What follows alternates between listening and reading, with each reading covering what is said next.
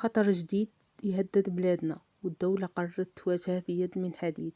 اليوم 29 أفريل 2025 وزير العدل حافظ الأختام السيد لطفي بوجمعة عرض مشروع قانون جديد مع لجنة الشؤون القانونية والإدارية والحريات في المجلس الشعبي الوطني.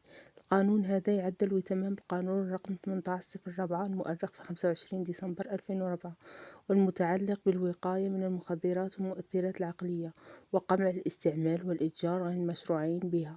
بصح جديد صادم، تابعوا معايا. عقوبات صارمة توصل للإعدام. أي شخص يروج يوزع ولا يتاجر بالمخدرات بطريقة غير شرعية ممكن يواجه حكم الإعدام. الدولة قالت بصوت عالي اللي يسمم شبابنا ما عندهاش بلاصة في المجتمع. التحفيزات المالية للمبلغين. ما بغاتش الدولة تبقى وحدها في المعركة، داروا مادة جديدة فيها تحفيزات مالية لأي مواطن يبلغ على تجار المخدرات وشبكات مشبوهة. يعني تقدر تكون جزء من الحل وتعاون في إنقاذ الأرواح وتستفاد ماديا في نفس الوقت. تحاليل للمترشحين في مسابقة توظيف. أي واحد غادي يفوت مسابقة توظيف ولا باغي يخدم في الإدارة أو أي مؤسسة عمومية لازم يجيب تحليل طبي سلبي يثبت باللي ما كانش يدير المخدرات. هذا راه شرط رسمي. مستقبلك المهني مرهون بنظافتك الجسدية والعقلية.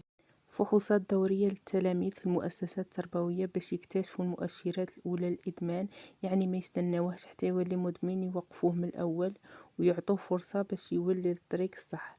هذه خطوة وقائية مهمة بزاف. قانون 18/04 تبدل بقوة. اليوم راها حرب ضد هاد الآفة اللي تخطف ولادنا وتدمر العائلات وتسمم المجتمع. واش رايكم تشوفوا بلي العقوبات جديدة منطقية ولا مبالغين فيها؟ خلوا آراءكم في التعليقات وبارطاجوا الفيديو مع اللي يهمهم أمر بلادنا، خاطر هذه مسؤولية جماعية وما نغلبوش هاد السم إلا كي نكونوا يد واحدة. وفي الختام كاين كلام يوجع بصح لازم ينقال. نهدر خاطر نبغي بلادي، نبغي نشوفها نقية ولادها واقفين ماشي مدمرين بالمخدرات. نبغي التلميذ اللي راه يقرا يكون حامل علم ماشي حامل لفافة سم. نبغي الشاب اللي راه يخمم يخطب يكون طموحه دار وعائلة ماشي سجن وقضية. انا نهدر اليوم ماشي باش نولي مشهورة، نهدر باش نحبسوا الصمت ونكونوا صوت لكل ام تبكي على ولدها ولكل قلب ضاع في الظلمة. بلادي غالية وما نرضاهاش عليها، واذا قانون 18/04 يقدر يكون جدار باش يحميها فانا معاه. ندائي لكم قاع، كفانا سكوت، كفانا خسارة. اليوم نوقفوا، اليوم نهضروا، اليوم نحاربوا.